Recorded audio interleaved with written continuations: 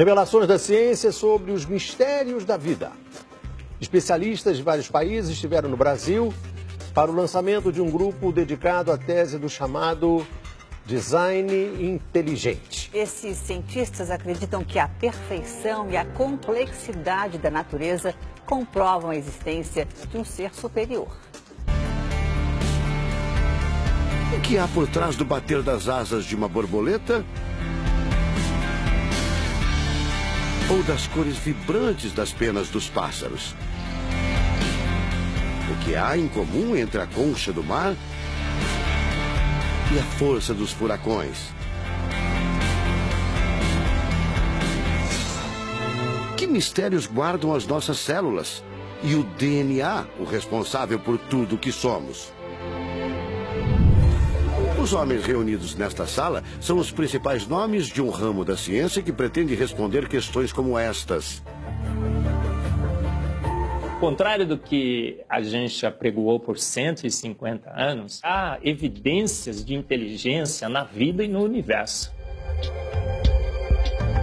Eles são estudiosos do chamado design inteligente, uma linha de pesquisa que acredita que a complexidade da vida e a perfeição da natureza comprovam a existência de um ser superior.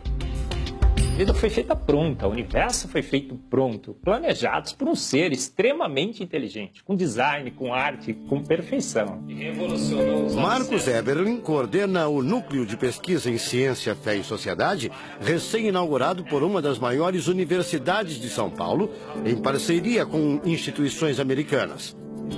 Outro defensor do design inteligente é o doutor em bioquímica e professor americano Michael Behe.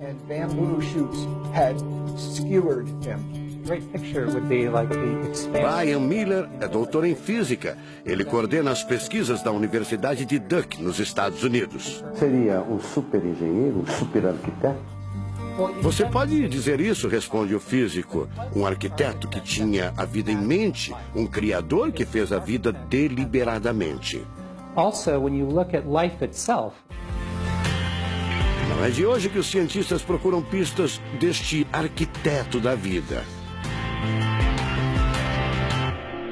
Galileu Galilei, o célebre físico e astrônomo italiano, disse há mais de 400 anos que a matemática é o alfabeto com o qual Deus escreveu o universo.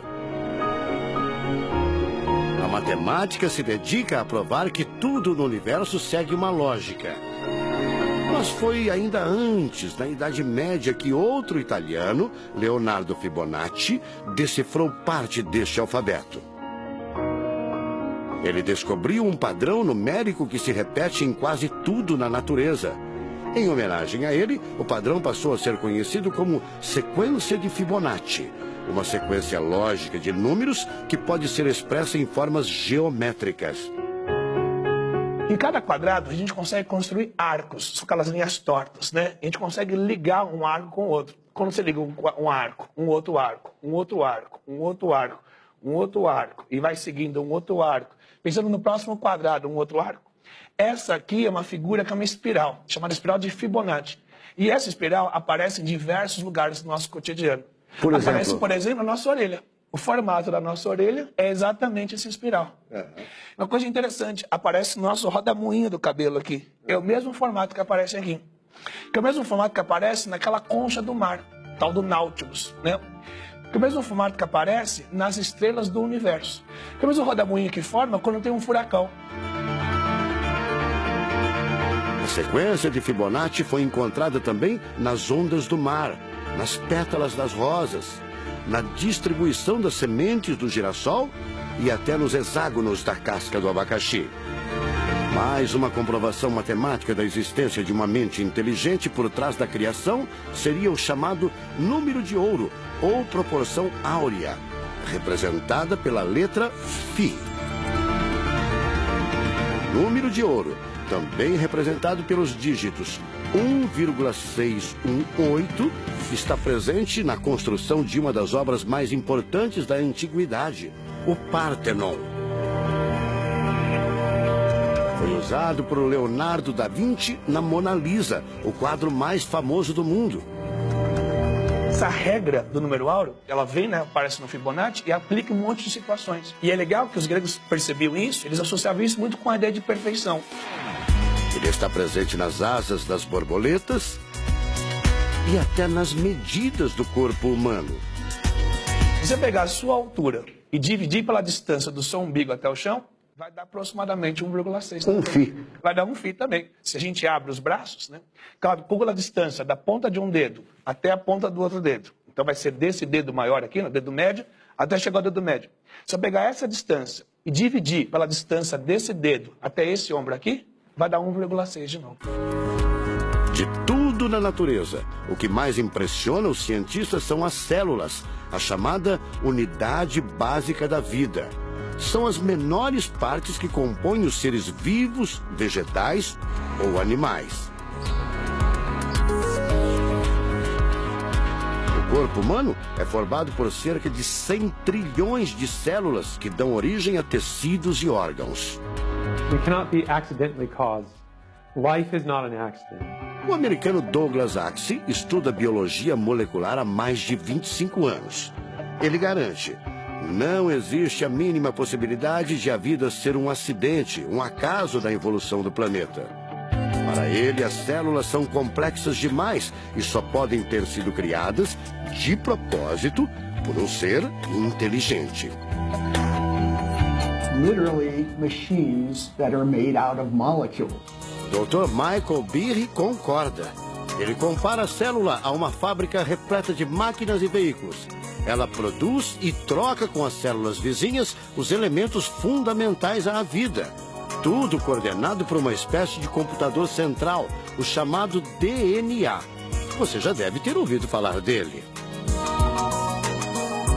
O DNA é um conjunto de informações genéticas que definem as características dos seres vivos. Entre os humanos é o DNA que informa o sexo, a cor da pele e do cabelo e o formato do rosto, entre outras coisas.